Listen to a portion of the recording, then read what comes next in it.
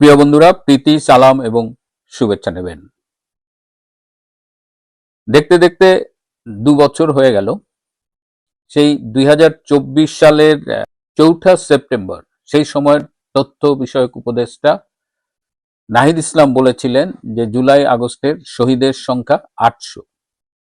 সে বছর 11ই November doctor ইউনূসের verified Facebook পেজে post দিয়ে বলা হয়েছিল জুলাই আগস্টে শহীদের সংখ্যা 872 জন।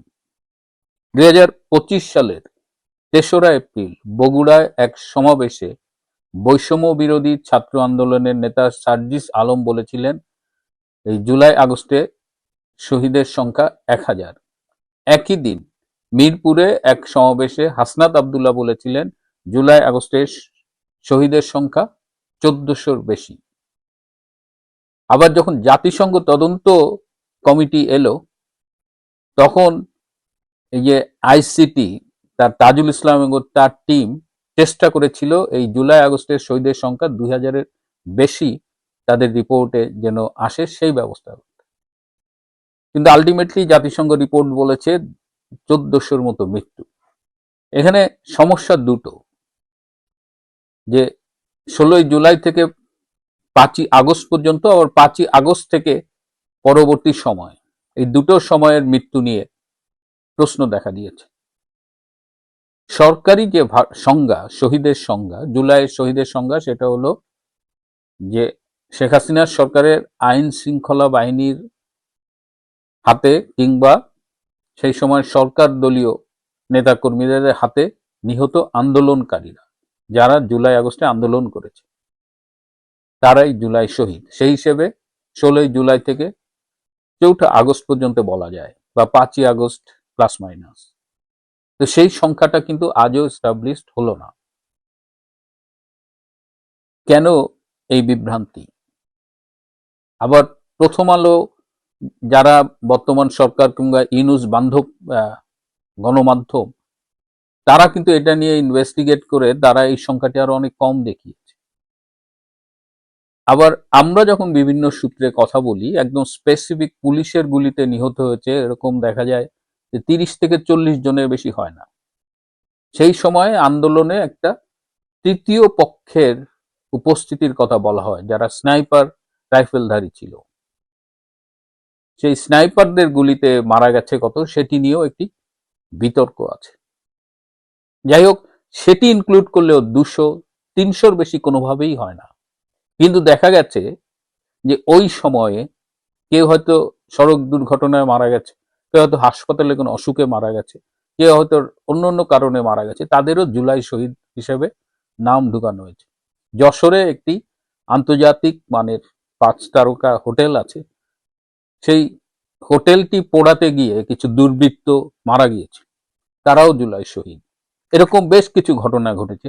লুটপাট করতে গিয়ে মারা গেছে বা অন্য অন্য কারণে মারা গেছে, তারা জুলাই শহীদ হয়েছে। তো এবং এই জুলাই শহীদ হওয়ার একটা কমার্শিয়াল দিক আছে। এদের সরকার অনেক টাকা দিয়েছে, এদের 30 লাখ টাকা দিয়েছে জুলাই। আবার এদের একটা মান্থলি ভাতা দিচ্ছে অনেককে, আহত যারা হয়েছে তাদের চিকিৎসা দিচ্ছে। সব মিলিয়ে জুলাই একটা বাণিজ্য হয়ে গেছে। জুলাইকে নিয়ে বাণিজ্য করা হয়েছে এবং এটি মূলত ছিল একটি জঙ্গি অভ্যুত্থান, একটি ষড়যন্ত্রের মাধ্যমে একটি নির্বাচিত সরকারকে উৎখাত করবার একটি সফল ষড়যন্ত্রই বলি। সেই ষড়যন্ত্রকেই এখন মহিমান্বিত করতে গিয়ে যে ঘটনাগুলো ঘটানো হচ্ছে, তা আসলে জুলাইয়ের চেহারাকেই বরং উন্মোচন করছে আমাদের সামনে। তো আজকে যেহেতু জুলাইয়ের একদম শেষ, তো এই বিতর্ক আবার নতুন করে উঠেছে এবং এই বিতর্কে যে প্রশ্নগুলো উঠছে, সরকার পক্ষ কিন্তু কিংবা জুলাই আগস্টের যারা আন্দোলন করেছিলেন, তারা কিন্তু এই প্রশ্নগুলোর জবাব ঠিকমতো দিতে পারছে না। এবং এটা বেশি দিন লাগবে না প্রকৃত সত্যটা উদ্ঘাটিত হতে, কারণ শেখ হাসিনার সরকার কিন্তু একটা বিচার বিভাগীয় তদন্ত কমিশন গঠন করেছিলেন একজন হাইকোর্টের বিচারপতির নেতৃত্বে 3 সদস্যের তদন্ত কমিটি। সেই তদন্ত কমিটিটাকে আর ফাংশন করতে দেওয়া হয়নি এবং এই মৃত্যু নিয়ে কোনটা আসলেই জুলাই আগস্ট রিলেটেড মৃত্যুর কারণ এগুলো কিন্তু তদন্ত হয়নি, আইনানুগ কোনো তদন্ত হয়নি। এমনকি যে পোস্টমর্টেমটা করা দরকার সেটিও করতে দেওয়া হয়নি। আমার মনে আছে সার্জিস আলম একটি জনসভায় বলেছিলেন যে যাদের কবর দেওয়া হয়েছে তাদের কবর থেকে তুলে পোস্টমর্টেম করা যাবে না। আইন তো পোস্টমর্টেমের কথা বলে, তাহলে কবর থেকে তুলে কেন পোস্টমর্টেম করা যাবে না? তিনি এটাকে একটা পাবলিক সেন্টিমেন্টের জায়গা থেকে তুলে পোস্টমর্টেমটা ঠেকিয়ে দিয়েছেন, কারণ তিনিও জানেন যে পোস্টমর্টেম করলে প্রকৃত সত্যটা বেরিয়ে আসবে এবং সেক্ষেত্রে এই যে জুলাইয়ের 800 বলেন 700 বলেন এর অধিকাংশই ভুয়া। এরা জুলাইয়ে আন্দোলন করতে গিয়ে মারা যায়নি। তাদের সংজ্ঞা যেটা শেখ হাসিনা সরকারের আইন শৃঙ্খলা রক্ষাকারী বাহিনী কিংবা সরকারি রাজনৈতিক দলের নেতাকর্মী তাদের হাতে মৃত্যু হইলেই শহীদ এবং সেটা 800+, এটা সত্য না। এবং মিথ্যাকে যতই আপনি চেষ্টা করেন সেটাকে আলটিমেটলি এস্টাবলিশ করা যায় না। সত্যের শক্তিটা এখানেই। এবার সারা দেশে এনসিপি দুর্দশা দেখে আসলে মায়াই লাগতেছে।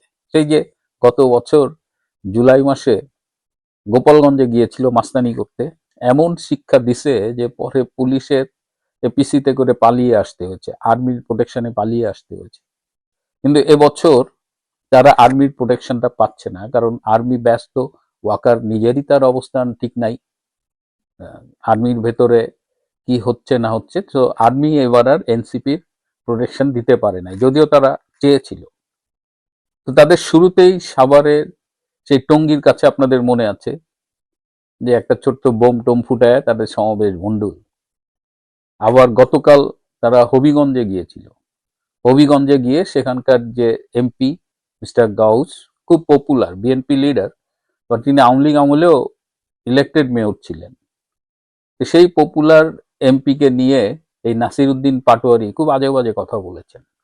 এই পাটোয়ারি ছেলেটার এই সিনিয়র লিডারদের সম্পর্কে বাজে কথা বলার যে অভ্যাস, এটা কিন্তু আসলে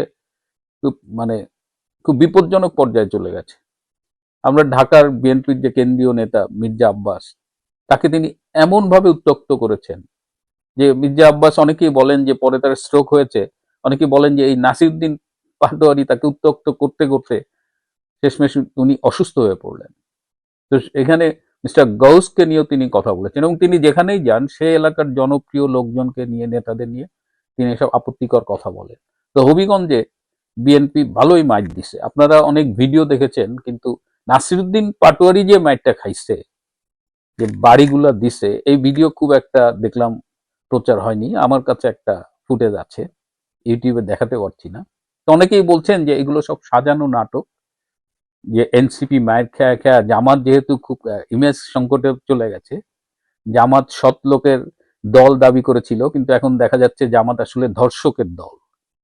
মানে আমি আমার এক ছোট ভাইকে বলেছিলাম যে ভিডিও ফুটেজগুলো একটু কালেক্ট করে রেখো, এই যে গাজী নজরুল সহ বিভিন্ন জামাতের নেতাদের। তো 21টা ভিডিও ফুটেজ কালেক্ট করার পরে বলছে ভাই আরো লাগবে, আমি বলছি না আর লাগবে না। তো জামাত এখন খুব ক্রাইসিসে আছে। জামাতের বি টিম এনসিপি কে তারা একটু মানুষের কাছে অ্যাকসেপ্ট করানোর জন্য এই নাটকগুলো ঘটাচ্ছে, যাতে মানুষ একটু সমব্যথী হয় তারা মাইর খেলে। কিন্তু ঘটনা অন্য, এনসিপি মাইর খাচ্ছে, ফেসবুকে মানুষের হাহার রিয়াক্ট দেখে মনে তো হয় না যে তারা মাইর খেলে মানুষ ব্যথিত হয়।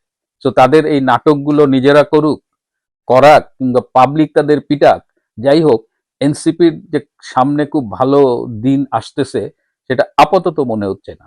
তো এনসিপি এই মুহূর্তে ভীষণ মাইন্ডকার চিপায় আছে এবং যে যেখানে পারতেছে এনসিপি কে দিচ্ছে মায়ের, এবং তারা মায়ের কাছে আর বলছে প্রশাসন আমাদের বাঁচাচ্ছে না, সেভ করছে না। প্রশাসন আসবে না, বাংলাদেশের রাজনীতি যা বলে তাতে প্রশাসন আসবে না। বরং একজন পুলিশের কনস্টেবল বলল যে মায়ের খাচ্ছে খাক, ওদের কে বাঁচাইতে যাবে, এবং বলছে সেই কথা ভিডিওতে বলছে, এবং বলছে এর জন্য যদি আমার চাকরি যায় যাবে, কয় টাকার বেতন পাই।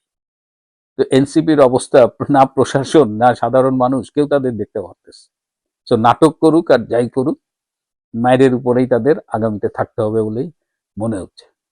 প্রিয় বন্ধুরা, আজ এ পর্যন্তই। ভালো থাকবেন, সুস্থ থাকবেন, তার চেয়েও জরুরি হলো নিরাপদে।